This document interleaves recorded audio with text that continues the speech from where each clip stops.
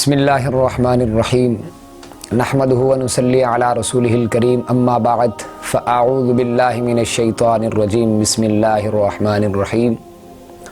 قاضی سلمان منصور پوری نے لکھا ہے، حضور نبی پاک صلی اللہ علیہ وآلہ وسلم کوہ صفا کی پہاڑی سے گزر رہے ہیں۔ حضور گزر رہے ہیں، سامنے سے اچانک ابو جہل آ جاتا ہے اور آ کر کہتا ہے کہ تم نے دین کی تبلیغ چھوڑنی نہیں، باز نہیں آنا۔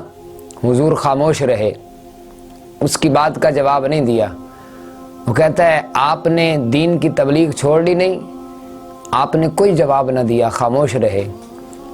اور خاموش رہنا یہ بھی ایک بہت بڑی سزا ہوتا ہے۔ اس کو سمجھنا ہی معاذ اللہ حضور صلی اللہ علیہ وآلہ وسلم کو وہ برا بھلا کہنے لگا۔ حضور خاموش رہے، 3 بار کہا، 4 بار کہا، آپ خاموش رہے، اس کی بات کا کوئی جواب نہیں دیا۔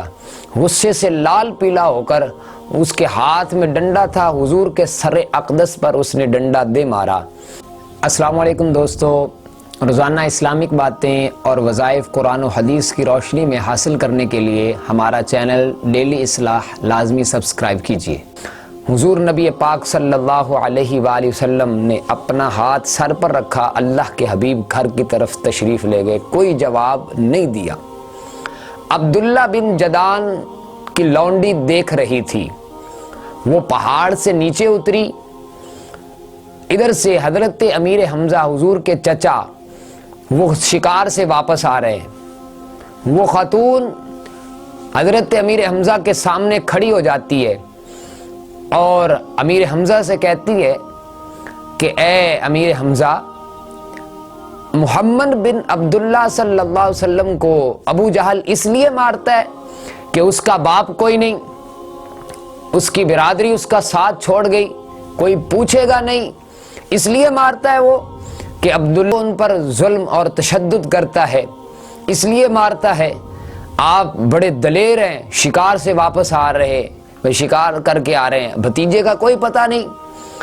اس کی گفتگو سنی تو حضرت امیر حمزہ رضی اللہ تعالی عنہ، اب دیکھیں چچا کو بھتیجے کے ساتھ بڑا پیار ہوتا ہے، بعض اوقات مخالفت کی وجہ سے، لوگوں کے کہنے کی وجہ سے، گھر والوں کی وجہ سے کوئی گلا شکوہ ہو جاتا ہے، خلاف گفتگو ہو جاتی ہے، لیکن یہ بھائی کی اولاد یہ بھی انسان کو بڑی پیاری ہوتی ہے۔ یہ رشتہ ہے جو اللہ نے بنایا ہے، اور یہ گوشت جو ناخنوں سے علیحدہ نہیں کیا جا سکتا، یہ رشتہ داری اللہ نے قائم کی ہے، اور باپ کی نسل بڑی پیاری لگتی ہے، انسان کو اچھی لگتی ہے۔ حضرت امیر حمزہ رضی اللہ تعالی عنہ نے اس جذبے اور اس درد کے ساتھ جو ہے وہ شکار پھینک دیا اور ڈنڈا اٹھایا، اور اس جذبے کے ساتھ ڈنڈا اٹھایا کہ ہاتھ یوں کیا اور درخت سے ڈنڈا توڑا اور سیدھا حرم کعبہ کی طرف گئے۔ لوگوں سے پوچھا ابو جہل کدھر ہے؟ انہوں نے کہا وہ لوگوں کے سامنے بیٹھا ہے۔ حضرت امیر حمزہ گئے، برا بھلا کہا اور ڈنڈا اس کو دے مارا اور فرمایا تیری جرت کیسے ہوئی، تو نے میرے بھتیجے کو ہاتھ لگایا، تجھے طاقت کیسے ہوئی کہ تم میرے بھتیجے کو مارے؟ آئندہ میں دیکھتا ہوں تو کیسے جرت کرتا ہے میرے بھتیجے کو مارنے کی، کیسے تو یہ حرکت کرنے کی جرت کرتا ہے۔ ابو جہل خاموش رہا، کوئی گفتگو نہ کی اور خاموش بیٹھا رہا۔ اس کو پتا تھا کہ حضرت امیر حمزہ رضی اللہ تعالی عنہ کتنے بہادر ہیں، بہادر ہونے کے ساتھ ساتھ اور پورے جذبات میں ہیں۔ وہ چپ بیٹھا رہا، کوئی بات نہ کی۔ حضرت امیر حمزہ رضی اللہ تعالی عنہ آپ سیدہ خدیجۃ الکبریٰ رضی اللہ تعالی عنہ کے گھر تشریف لے جاتے ہیں۔ اماں حضور صلی اللہ علیہ وآلہ وسلم کو پٹی کر رہی ہیں۔ جب حضور کے آتے ہوئے دیکھا تو زخم تازہ ہوا، حضور اٹھ کر کھڑے ہو گئے۔ حضور نے ان کے کندھے پر اپنا سر انور رکھا اور آنکھوں سے آنسو چھلک پڑے۔ حضرت امیر حمزہ بھی روئے۔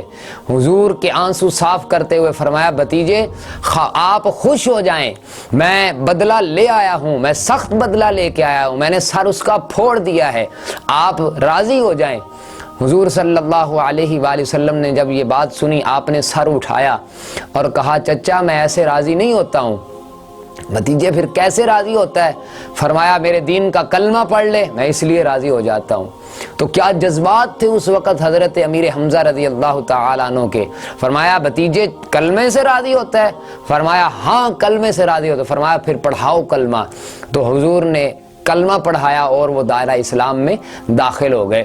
تو حضور نبی پاک صلی اللہ علیہ وآلہ وسلم کی خواہش یہ ہے کہ لوگ جنتی ہو جائیں، جو درد یہ ہے کہ وہ لوگ دینداری اختیار کریں، سنت اور شریعت کی پاسداری کریں، لوگ جہنم سے بچ کر جنت کی طرف چلے جائیں۔ جو حضور کا درد اور خواہش ہے وہ یہی ہے کہ لوگ دینداری اختیار کریں، دین کی پیروی کریں، سنت اور شریعت پر عمل کریں۔